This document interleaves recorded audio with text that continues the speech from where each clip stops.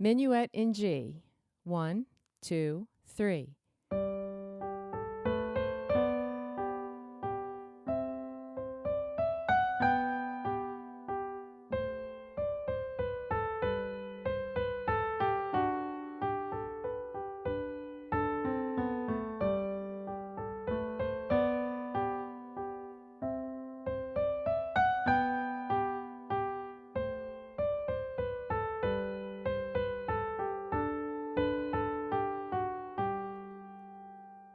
I slowed down a little bit at the end. It's not a retard written there, but you can take the liberty of slowing that and ending down.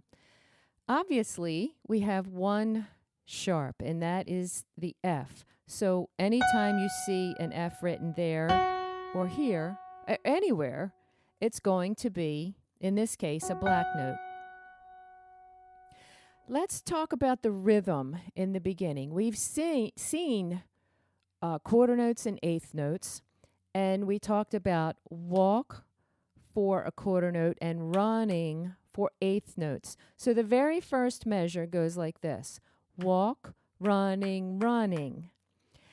Technically, it's counted like this: 1, 2, and 3 N.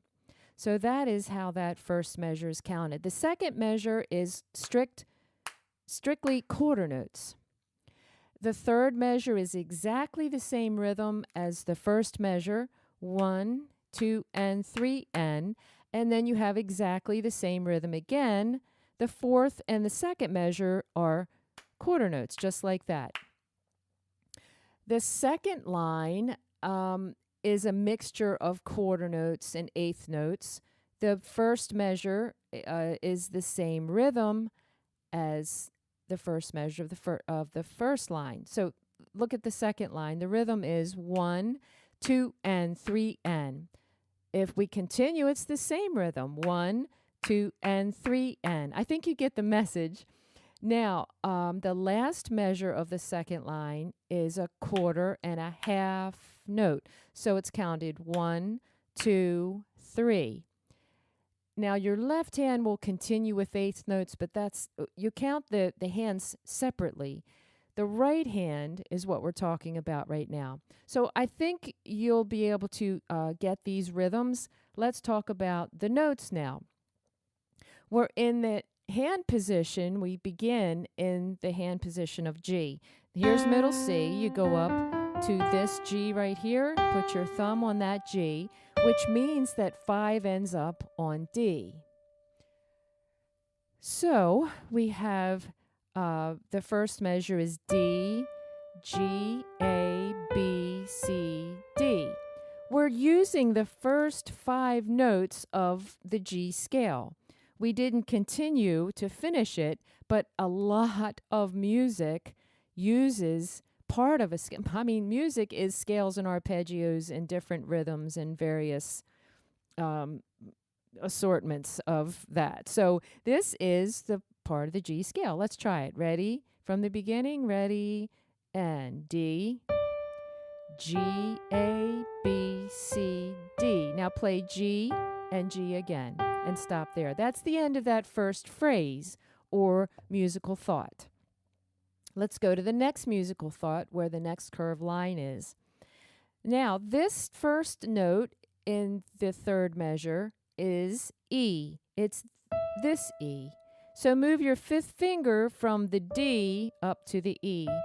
Always keep them curved and keep your nails trimmed. Okay, 5 on E. Then your thumb moves up to that C. See how close this is? E and C are close. But we're actually finishing up the scale now.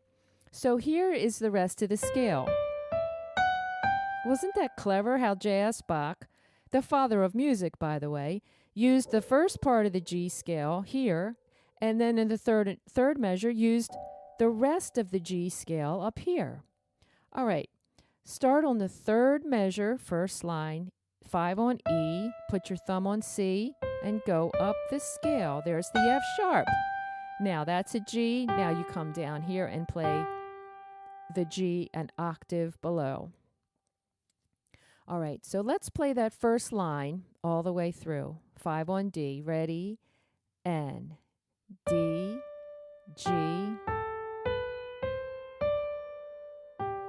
next phrase. 5 on E, thumb on C.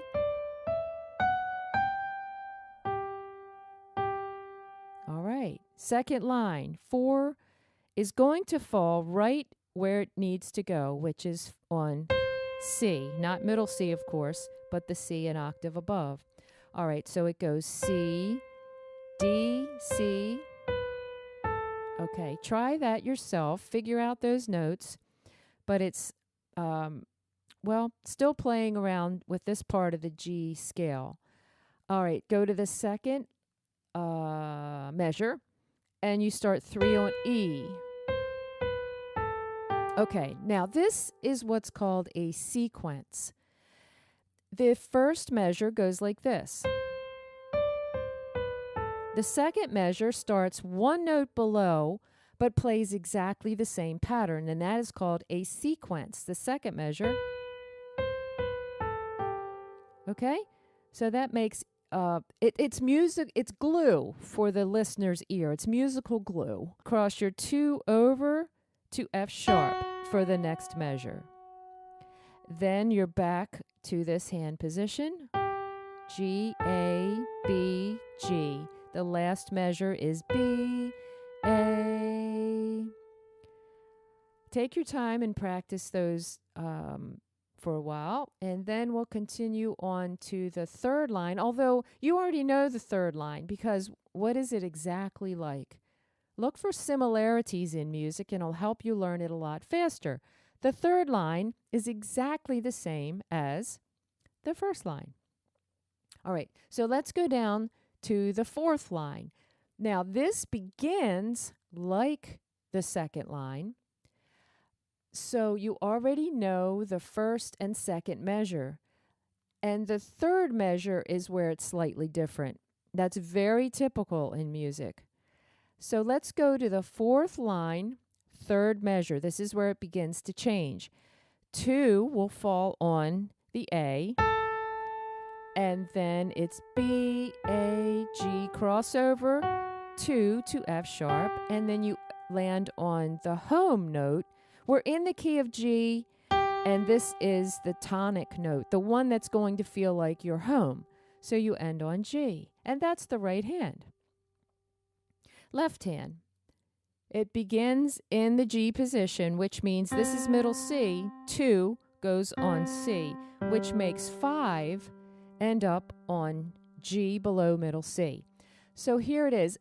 Largely, this is half notes and quarter notes, but a lot of dotted half. And of course, they get 3 counts. We're in the time signature of 3/4. The top number tells you that there are 3 counts to the measure. The bottom number tells you that a quarter note gets 1 count. You should be very familiar with that by now. Okay, so we're going to start with 5 on G. Ready? And G, A, B, 2, 3. Middle C is with your second finger, and then play 3 on B. 2, 3. Okay? That's the first line. Practice that. When you're ready, go to the second line.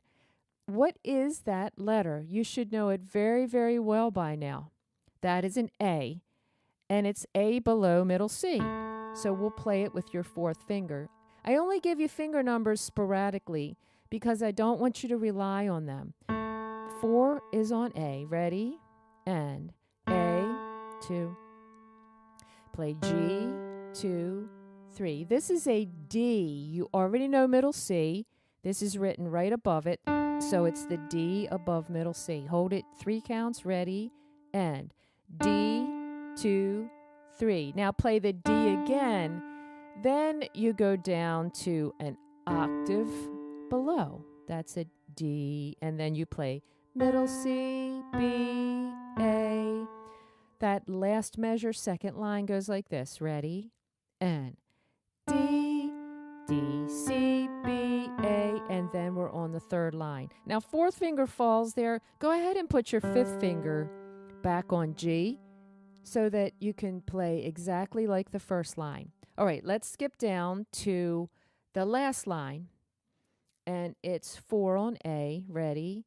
And A, 2, 3, G, 2. Here's middle D, D, and then G. We're back home. Second finger happens to fall there, just use that. Once you get those very, very well, you can see where the phrases are. That just gives you an idea of how not to play a run-on sentence. Okay, now I'll play it slowly now, hands together, and talk through it a little bit with you. 5 on G, 5 on D, 5 start together. At the beginning, ready, and 1, 2, and 3, and 1, 2, 3.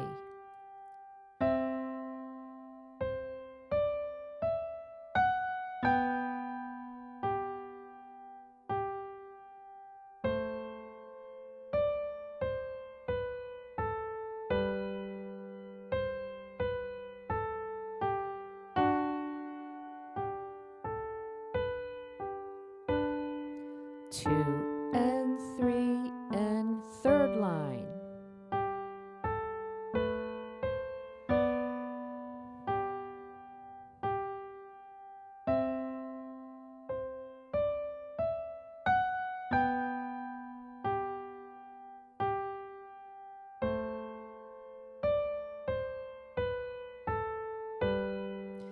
Two and 3 and 1. You can slow down even more here. 1, 2, 3. Always practice slowly like that. Then you can work up to the tempo that I give you when I first play a song.